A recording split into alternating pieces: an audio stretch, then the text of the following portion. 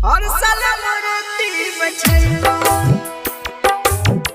बोला बोला सरस्वती मैया की तोहर चरनिया पाके है मैया जिंदगी सवरिए गई। चाहत रहे बेटा जवन उहे माई भई।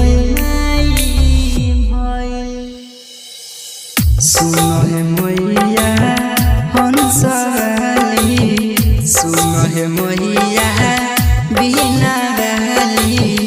और साल मूर्ति बैठैबो हे मैया, सुनो है मैया बिना रहली।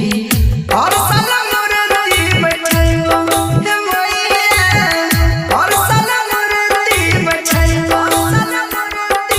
बोला बोला सरस्वती मैया की और साल मूर्ति बैठैबो। आधा अधूरा सपना है मैया कभी हलू तू पूरा धके चरनिया कहै छियो आके तोहरा दुआरा कहै छियो सुनो है मैया, कहै छियो सुनो है मैया। हर साल मूर्ति बैठैबो हे मैया, कहै छियो सुनो है मैया, कहै छियो सुनो है मैया। हर साल मूर्ति बैठैबो हे मैया, हर साल मूर्ति बैठैबो।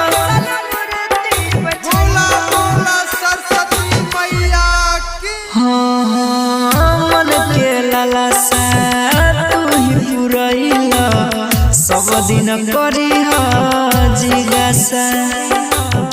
राइटर इरफान अंकुश बाबू कइने छ तोरे प्रयासा।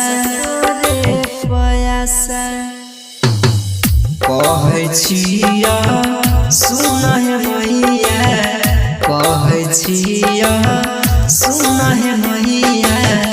छोड़ के तो कतई न जाइ हो हे मैया बिना रहली। सुनो है मैया, कहै छियो सुनो है मैया। और साल मूर्ति बैठैबो हे